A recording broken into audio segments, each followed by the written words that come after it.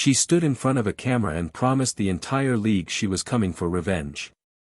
She put a date on it. She put her name on it. She told her followers to watch. And when that night finally arrived, what happened on that court left her own fans speechless, and by the next morning, she was posting something so desperate that even her own supporters couldn't defend her. Stay with me, because by the end of this video you're going to understand exactly how a 2-week revenge tour turned into one of the most talked about collapses of the WNBA season, and there is a twist near the end involving her own words coming back to haunt her that you do not want to miss. Before we get into it, if you love real breakdowns of Caitlin Clark, the Fever, and everything happening in the WNBA right now, do one thing for me, hit that subscribe button and turn on notifications. Not because I need the number to go up, but because this league is moving so fast right now that if you're not subscribed, you are going to miss the next one of these before it even happens. Every single person who subscribed last month has thanked me for it because they caught every big story the second it dropped. Don't be the person watching this a week late in the comments asking, wait, did this actually happen? Subscribe now, while it's on your mind, so you never miss it again. Now let's get into it. Rewind 2 weeks. August 8, Chicago Sky hosting the Indiana Fever. Late in the first quarter, Sophie Cunningham breaks away for what should have been an easy transition layup. Chicago's DiJonai Carrington chases her down and instead of contesting the shot, her arm comes across Cunningham's head and neck, sending her crashing to the floor. The officials review it, and it gets upgraded to a flagrant 2. Automatic ejection. Carrington is done for the night before the first quarter even ends. That alone would have been the story. A hard foul, an ejection, teams move on. Except Carrington didn't let it end there. Within minutes of walking off that court, she was on social media. She posted, "White privilege," in all caps and tagged the Fever. Then she posted something else, just the date, August 23rd, with a smiling emoji. The exact date of the rematch. She was telling the entire internet, in real time, that she was circling this game for payback. For 2 weeks straight, that's all anybody wanted to talk about. Podcasts broke it down. Sports shows debated it. National outlets that don't normally touch WNBA coverage picked the story up because those specific words travel fast outside basketball circles.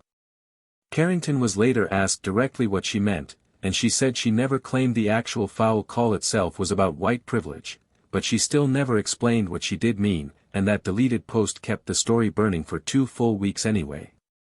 Fans started calling it a grudge match before either team had even practiced for it.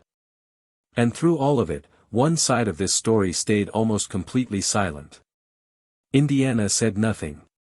Sophie Cunningham, the player who actually got hit, didn't fire back online, didn't do interviews about it, didn't say a word.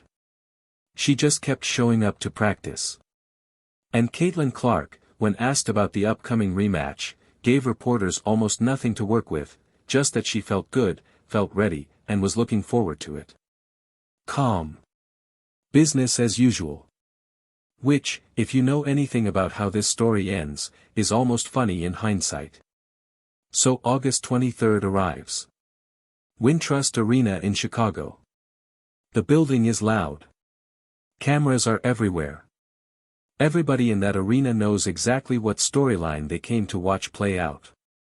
And for about a half, it actually looked like it might be close. Chicago even carried a slim lead into halftime, powered by their bench. Then the fourth quarter happened, and the entire night flipped. Indiana outscored Chicago badly in that final stretch, turning a tight game into a blowout. When the final buzzer sounded, the scoreboard read Fever 113, Sky 90. 23 points. And here's the detail that made this whole night feel almost scripted. Carrington's own, August 23rd, warning turned into a punchline, because Clark finished that night with exactly 8 3-pointers, a new career high, and Chicago lost by exactly 23 points. Fans didn't even have to make that connection up. It was right there in the box score. Let's talk about what Caitlin Clark actually did, because the numbers by themselves sound almost unbelievable. 37 points. 10 assists. 8 3-pointers, a career high, on a night where the entire building and the entire internet had been building toward her getting rattled. This wasn't garbage time production against a team that had already given up either. Those threes came against a defense that had 2 full weeks to prepare specifically for her. Clark became the first player in WNBA history with multiple 30-plus point, 10-assist games in one career, a mark no other player in the history of the league has ever hit even once. She now has 5 career games with at least 30 points and 10 assists. Every other player in WNBA history, combined, has 4. And she wasn't doing it alone. Kelsey Mitchell put up 30 points of her own. As a team, Indiana knocked down 18 3-pointers, setting a new franchise record, and they did it without their starting center, Aaliyah Boston, who was sidelined with a leg injury. Michaela Timpson stepped into extra minutes up front and gave Indiana solid production on both ends. This wasn't one player carrying a whole roster. This was a full team playing loose while the other side was carrying the weight of 2 weeks of hype. Now here's where it gets uncomfortable for Chicago. Right in the middle of the game, there was a moment that summed up the entire night. Carrington got called for a foul on Clark and reacted by snapping her head back, like she was suggesting Clark had flopped. The two of them exchanged words on the spot.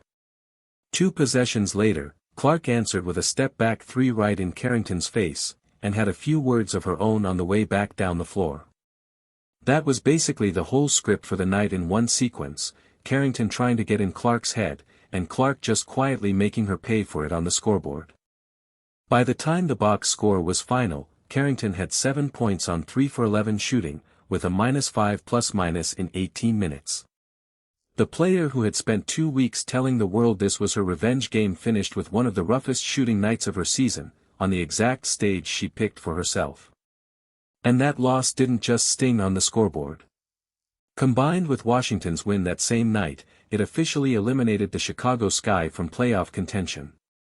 The revenge game Carrington built up for 2 straight weeks turned into the night her team's season actually ended. Stick with me, because I still haven't told you what happened the next morning, and that part is honestly the wildest piece of this entire story. Think about how that must have felt walking off that court. 2 weeks of build-up. 2 weeks of your name attached to a promise the entire league was watching for. And instead of a signature performance, you get a -5 and a 23-point blowout that ends your team's season on the spot.